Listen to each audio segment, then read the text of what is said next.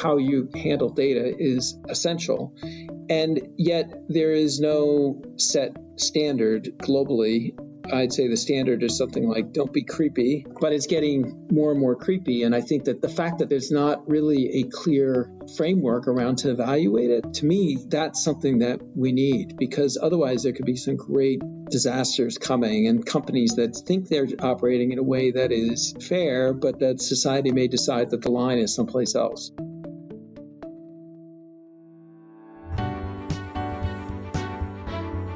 You are listening to The Sure Shot Entrepreneur,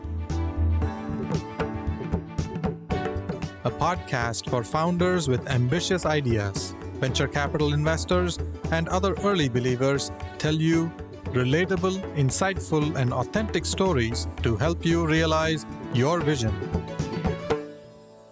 Welcome to The Sure Shot Entrepreneur. In this episode, my guest is Hans Morris. He's the founder and managing partner at NYCA Partners. NYCA is one of the earliest fintech venture capital firms, and he's based in New York. He also has a presence in the Silicon Valley in San Francisco. Hans, welcome to the Sure Shot Entrepreneur. Thank you, Gopi. It's nice to be here. Tell me about yourself, starting with your career through financial services in many different roles. Okay, well, I started in investment banking right out of college, and I worked originally in public finance, working with state governments in housing and student loan finance, actually. And then I ended up going into asset finance, and I headed the group, or was co-head of the group at Smith Barney, where I worked. After a couple of years, Smith Barney was bought by Sandy Weil, and Jamie Dimon was a very young and remarkably talented CFO at that point. And there was a lot of other great executives who came to work at Smith Barney, many of whom I learned a lot from. And I was made head of the financial institutions group when I was very young. And I ran that group for 12 years, I guess. In the meantime, we acquired lots of other companies. We bought Travelers Insurance, and we bought Shearson, and we bought Solomon Brothers, and then we merged with Citibank in 98. After that, I got into administrative type of jobs. So one was I was the chief operating officer of the investment bank for a couple of years, and then I was CFO and head of operations and technology for the institutional businesses of Citi, which was a huge business and very complicated. And I often say some problem every single day. That's the problem. And I learned a lot. My career, therefore, has 8 years working in early securitizations back when the technology was just almost being developed. And then 12 years working with financial services companies, some of which I did a lot of work personally in payments and market structure and other areas which are relevant to fintech today. And then 7 years in very complex operational jobs, understanding just how hard it is to change a lot of the core systems. And then I left and went to Visa and was appointed president during the restructuring of Visa and IPO of Visa. After that, I left because I didn't get the CEO job, and I went to General Atlantic as a partner in heading their financial services group and learned a lot there too. So I'd say that all led to the decision to start NYCA, which was basically that I felt that there was an explosion of early stage fintech companies, many of which, though, needed more help on understanding the financial system. And that's what I felt we could create. So we started it in 2014. You come from the fin part of fintech. How did venture capital attract you? What do you really like about venture capital?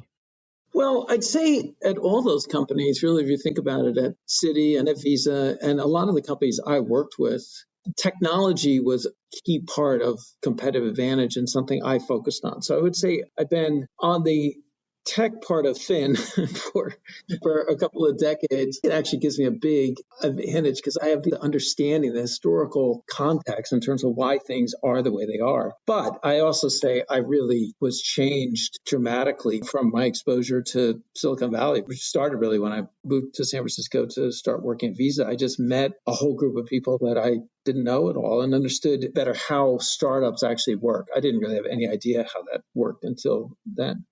You started NYCA in 2014, and you were one of the earliest venture capital investors in fintech. What was your expectation then? What was your vision for NYCA? The reason I started was I thought there was this big gap, that there were some VCs that were extraordinarily successful investors in financial services going back, whether PayPal or Square or Stripe or Lending Club or many other companies. But even the most successful, even the really smart, very gifted investors at that point did not know that much about the financial system. And what I felt is we could help guide the entrepreneurs to faster ways of getting things done. So focus on the right problem. If we did that, we could help the entrepreneurs be more successful and avoid mistakes. So I really thought of ourselves as we would be collaborative with the other leading investors. We'd have a small fund. We could just collaborate. And I had no idea that the whole area would explode to be as large and significant as it is today. And I also felt that some of the ideas that people were talking about were truly transformational, were really big ideas and made significant impact. So it was just exciting to be part of it. So over the past 7 years, NYCA has become one of the leading fintech-focused venture capital firms. How has your thinking evolved in the past 7 years? I felt from the beginning that there were big ideas, but we also were acutely aware of the difficulties of achieving some of those outcomes. In other words, it was really hard to change an ecosystem. The financial system is very complex, there's lots of participants, and you can't really disrupt the whole thing. Probably at the beginning, we were too risk averse, too aware of the problems and complexities, and not giving enough credit that just some entrepreneurs would just figure this out and just make it happen through, in some cases, just sheer force of personality and their ability to persuade others, to inspire investors, so to be able to raise a lot of money at high valuations, which enable them to make these big investments, and also that they'd be able to attract incredible talent and they'd be able to build things and solve problems very quickly. So that's one mistake I think we made. There's a lot of great examples. You could look at Coinbase or Ripple or Marqeta or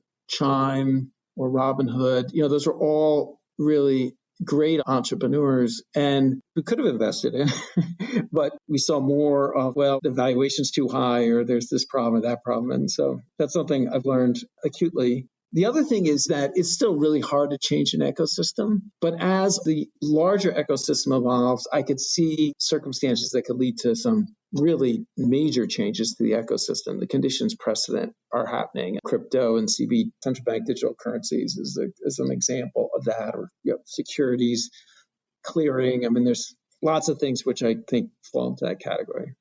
Hans, you're one of the first VCs that leads the conversation with an anti-portfolio startups that you wish you had invested in. Yes, I often say we have the best anti-portfolio in the business because I think it's true. Sometimes we were right. The CFO of Hippo is another one where I thought he was, crazily talented, but I thought his idea, what it was going to be, I thought like actually creating a full stack insurance company and getting licensed and everything was just going to be a much longer haul. So anyway, he was right. He's an amazing guy. But I thought he was amazing when we met him. It's just that I thought it was going to take too much capital. What do you look for in startups when you meet, especially the first couple of conversations? Are you looking for certain characteristics, certain trends, certain behaviors in the founding team? Well, to me, it's important that they really understand the problem that they are trying to attack with sophistication. That's probably another mistake we've made, but I also think it served us well, that they can describe the problem with precision and that their way of attacking it is credible.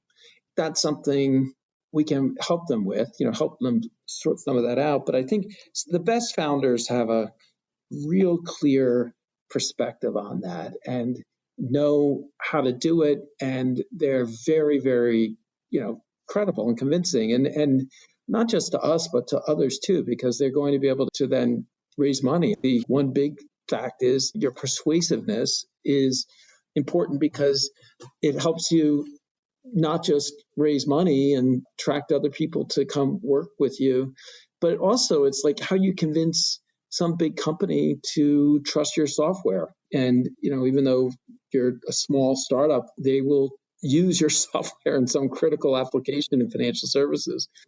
And then the other thing, which I think is also true, is why are some founders good at establishing emotional connections with consumers or small businesses when they are really, they're just a startup. Why are they able to catch the lightning in a bottle and make it compelling so that people really believe in their product in an emotional way?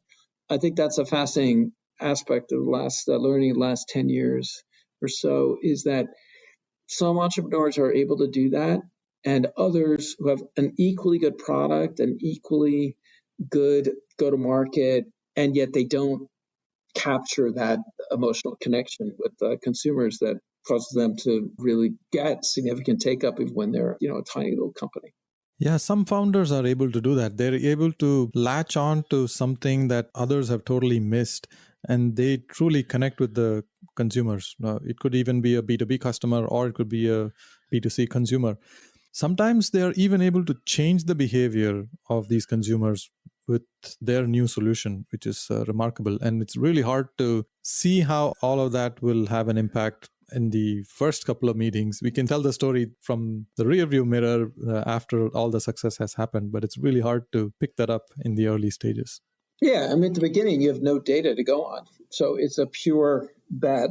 On the enterprise side, it's not a straightforward set of characteristics, because you could have someone who is very buttoned up and professional and really understands the customer set well, but they may not be as compelling or persuasive as someone who is much less like the typical enterprise vendor. You can have someone who's got a real zany personality, and yet they can get big company executives to trust them. But I do think that no matter how outrageous someone may come across, the successful ones really do understand exactly what the circumstances are with that, let's say, bank or insurance company that they're selling to. But they use that outrageousness to be convincing and to fit maybe the stereotype that big institution has about what a really great tech entrepreneur acts like. So it's a great act when you see it. I'm really curious to go a little deeper on this. Can you give an example of a story, a success story, where you saw the entrepreneur, you saw the magic happen, and you picked up on these capabilities early on, and then you saw how the story played out? Is there one that you can talk about? Well, Jack Dorsey, to some extent, I would say, getting Visa and JP Morgan Chase to support Square. And actually, it was so critical at the beginning of Square, because at the time, the CEO of Verifone made a video that was challenging the fundamental security of Square. Having Visa and Chase as backers, I think, was an essential thing at that moment. Jack was not a traditional, he was a very unusual type of entrepreneur for a bank or an enterprise, but he was persuasive and he got people to really believe in what he was doing, to trust him. So that's one example. I think Nima Gamsari at Blend was just incredible as a very effective. I mean, he got First Republic to be, I think they were the very first major customer, but they got Wells Fargo to be customer. And Nima is not, they're not outrageous, but he definitely would not go in dressed like an enterprise salesperson. He'd go into, I don't think he was wearing flip-flops when he visited Wells Fargo, but he was close to it. But he also was extremely credible in terms of his understanding of what the problem was, his ability to defend the way they had designed things. And he was just, I'd say, had a preternatural maturity about him and, inspired a lot of confidence, I'd say. When you started in fintech, it was kind of a niche sector. There were not too many startups in that space, but now fintech's kind of become mainstream, and so many startups, and pretty much every startup we see today has some kind of fintech angle to it. What is interesting about fintech? What's easy to build in fintech, and what's also challenging? And what would you caution entrepreneurs to think about before they jump into fintech? Well, I'd say that a lot of ideas are now very well developed. So there's infrastructure to implement your ideas faster. That includes everything from API connectivity, which didn't really exist 10 years ago, and now it's easy to connect through Plaid or other companies. Even this bank as a service or insurance as a service, that there's sometimes just pure infrastructure you can rely upon. And getting bank partners to be, if you need balance sheet or a lending license or something, you now can find bank partners. You can do an RFP for bank partners, which might take a year before. Now, at least people know understand the vocabulary and the basic approaches. And so it's much more straightforward to do that. There's payment infrastructure. All the large legacy companies now have innovation groups, in many cases, multiple groups dealing with all different areas of finance to help entrepreneurs get access to the right people. So that's, I'd say, manifestly simpler than it was 10 years ago. The thing that when we look at entrepreneurs, you also want to know, okay, well, there's often lots of competitors already. So if you come in with an idea, pick anything, there'll be many, many, many existing competitors and many fintech competitors, not just legacy competitors.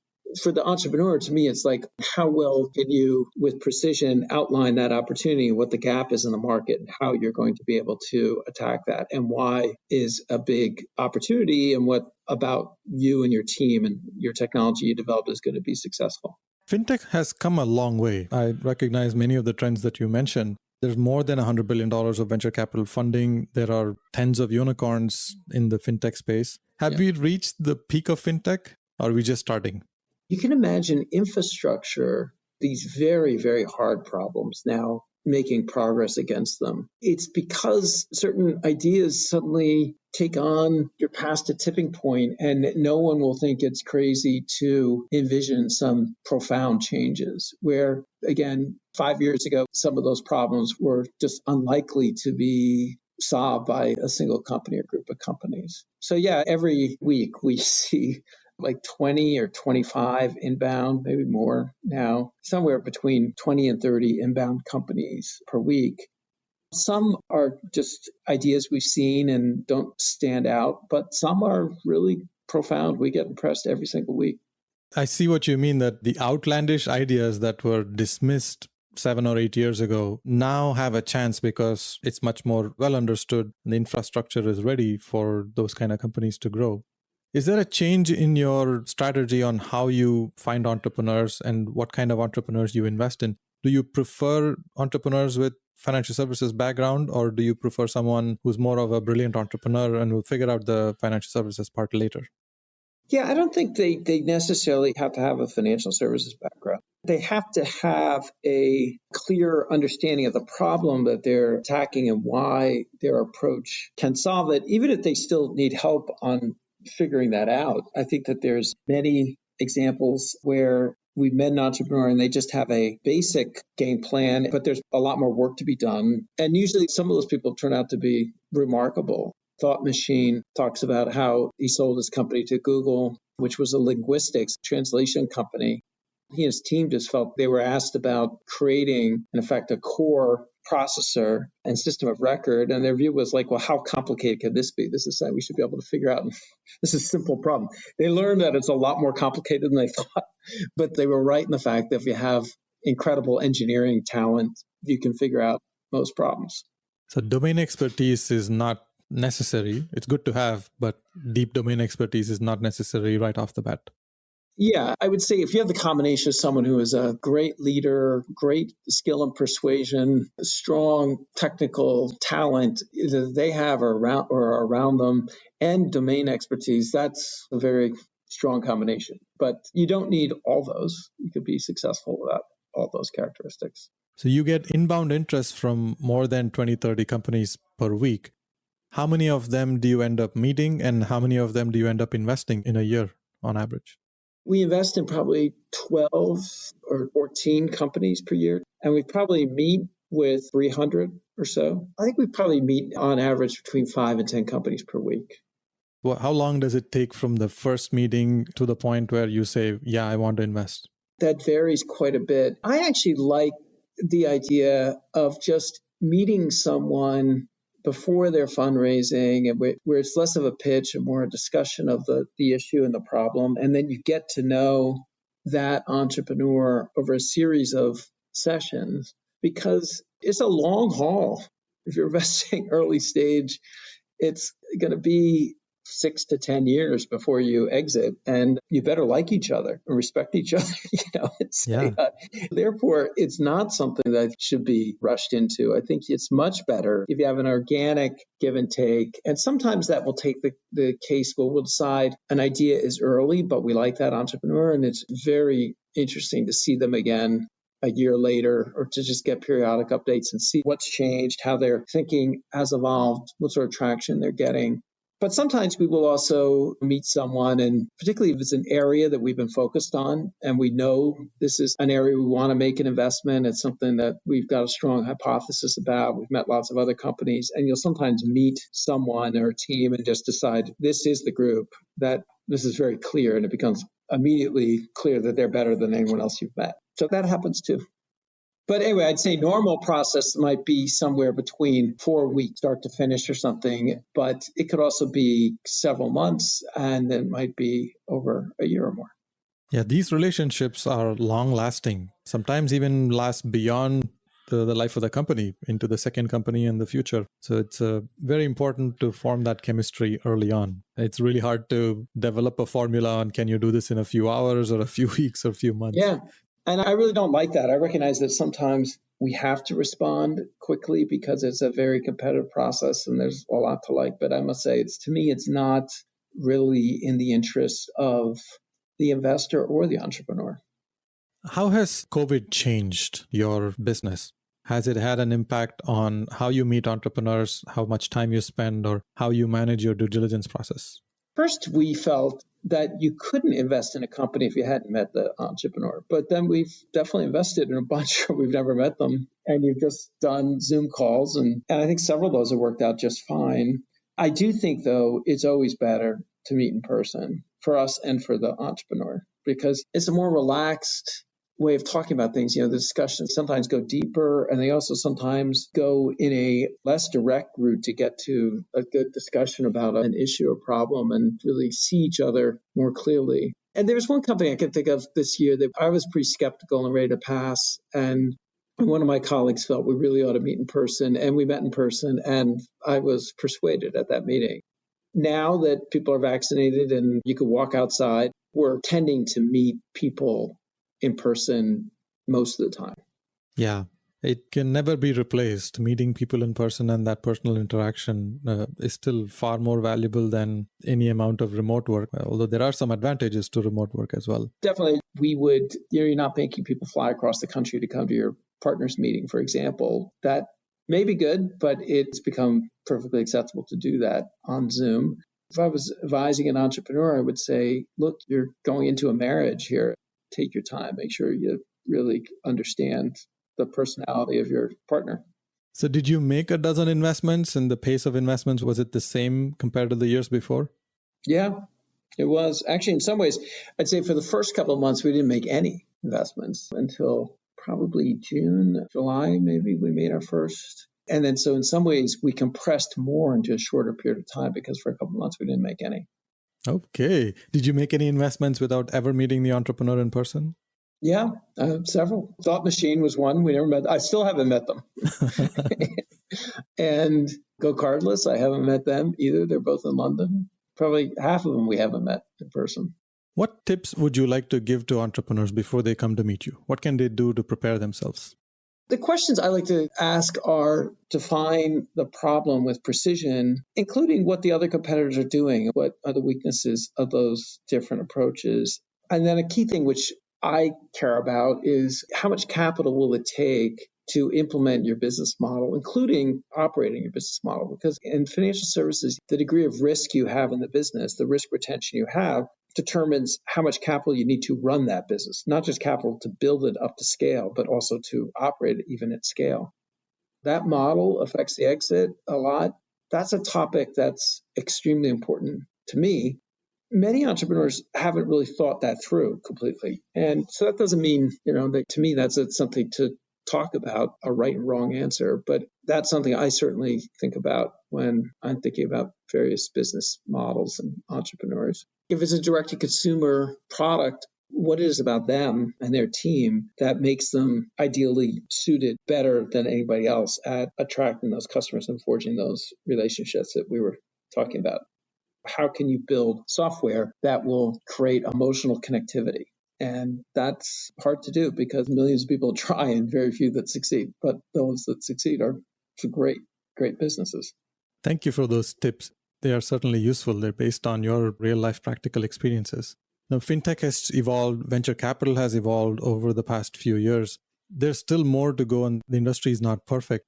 If there was one thing that you were allowed to change, what would you do? Well, I think it's probably one of the most important areas for governments and society to figure out, which is what is the relationship of data and fair use of data. And so data is obviously fundamental to almost every financial services company, frankly, because even legacy companies have competitive advantage of data in many ways. And almost every fintech model involves using data in a way to derive competitive advantage, whether you're lending money or assessing risk, fraud, or dealing with better solutions inside legacy businesses. How you handle data is essential. And yet there is no set standard globally.